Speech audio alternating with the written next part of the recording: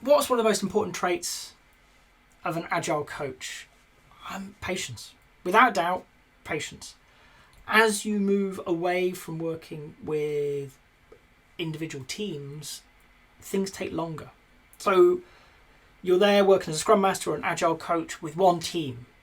You spot an opportunity for improvement, you spot a coaching moment in there, and you take that moment, you take hold of it, you help the team realise how to make use of that improvement opportunity, or you have the conversation in the moment, and at the other end of it, action happens. Right? So while it's not as immediate as a developer, you're seeing feedback, you're seeing activity in days. Okay? I accept that sometimes we take an action out of the retro and it takes a few days to get started with it, but most teams will be trying to do that fairly soon in their sprint, in whatever approach they're taking, because they want to maintain that momentum. As a great Agile coach, as a great Scrum Master, you've helped them have that identity of continuous improvement. Now, when I look back, that is slower. That is slower than the developers. As a developer, I used to aim to commit code every 15 minutes or so. And you would see, did your tests pass? Did the pipeline accept your changes? And if it didn't, you got feedback. One of my teams with a klaxon blaring, everybody knew you just tried to break the build.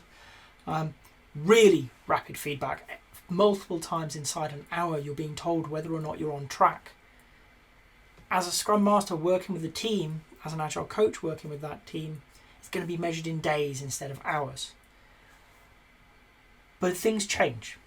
As we move away from working with one team to a few teams, to small parts of the organisation, to large parts of the organisation, through programs, portfolios, to whole organisational change, each time your feedback loop is going to slow down. And that is not really anything within your control. If you want to make a change in a single team, you need that team to agree. Yes, that sounds like a good change. Let's take that on board. If you want to take multiple teams through that change, you've got to get multiple teams to agree. Multiple teams have to take action.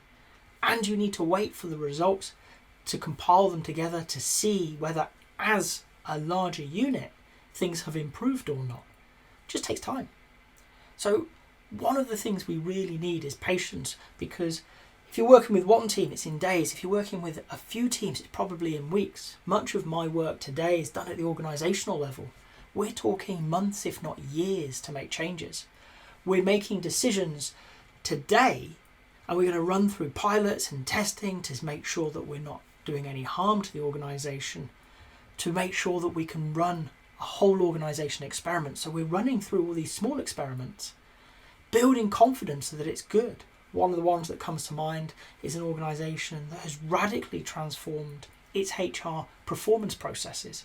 We started with a small part of the business, and we're talking a handful of teams, and it seemed to work, and it seemed to work really well, but we needed to leave it running long enough to make sure that it was working well, because we're talking about people's performance in their role. Not only are they doing a great job, but do they progress under this new approach? And when we had it working there, we could move it to a larger part of the organisation and say, okay, let's repeat it again. And this again took time and more time, because we're talking about more people. There's more variables in play. There's more possibilities that come into place. And only when we've done these pilots, expanding in size, could we run the organisational experiment that we originally envisaged probably 3 years prior. And it will take multiple years to truly know whether or not it was as successful as we thought. The first year it appeared to be successful. We certainly didn't damage any of the measures that we were looking at. Nothing went backwards. Not that we were looking at, but we've got to give it time to bed in. Do people like it because it's new, or do they like it because it works? So it can take, and it will take, many years. Patience is really a critical factor. Some of the decisions you're going to make as an Agile coach won't bear fruit today. They may not bear fruit tomorrow, or next week, or next month, or maybe even next year. And if you're okay with that, life becomes good. Because what we know is we're trying things for the long term. We're not after the fast fix. We're not after a rapid improvement today for an even more dramatic collapse next week. What we want is small incremental improvements time and time again that compound together to make amazing changes, not only within the team but within the organisations. One of the things when I think about this, and it did take an awful lot of patience on my part, was when I was first introducing concepts at a new client, coaching the team, and one of the conversations came up, and putting my mentoring hat on for a second, I said, you know what would be really useful here? Something like BDD, behaviour driven development, a way to collaborate closer with your stakeholders, with your customers, so that you're talking the same language, and something that potentially we could tool up so that it works. It just works in the background. You know, you'll have the people who understand the problem deeply because it's their problem, able to write in such a way that not only will the developers understand what the problem is, but actually you'll have the tests to check whether your solution solves their problem as articulated by them. I thought it was a fantastic idea. I laid it out to the team, and I said, as I would tend to, go and have a read, go and have a play, go and have a think. You know, we can catch up in a week, 2 weeks' time, whatever it was.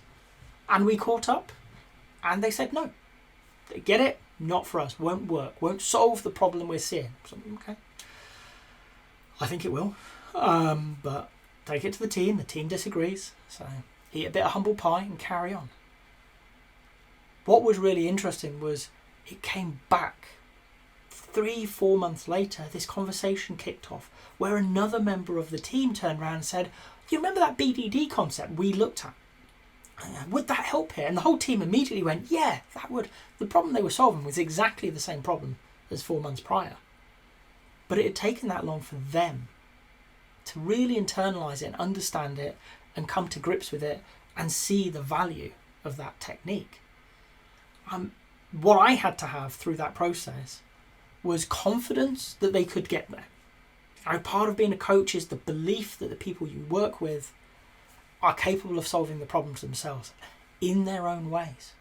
So I needed that confidence, but I really needed the patience to not push and push and push, because every time I did that, it would be an opportunity for them to build resistance, and it would delay that point at which they would be ready to take that solution on board and give it a go. It worked really well. I'm taking none of the credit. That was entirely on the team. They made it work on their own terms. What I did was wait, was propose a change. It was the wrong time for that team. Accept it. I was firm in my belief this would help them. It was a tool I could see directly. And what I had to do, and what I knew I had to do, was then wait, give them time. They'll come to it, or they won't. Doesn't really matter. They will make use of it as best they can. What we need to do as Agile coaches, as Scrum Masters, as people who are involved and engaged in helping others succeed, is place things out there and have patience to let them bear fruit. If you've got to this point in the video, I hope you've enjoyed it. If so, a like would be appreciated. If you want to hear more from me, more answers to questions that maybe you've got in the Agile world, please subscribe to the channel. And if you've got a question that you really want answered, drop it in the comments. I promise we'll get around to it. Thank you.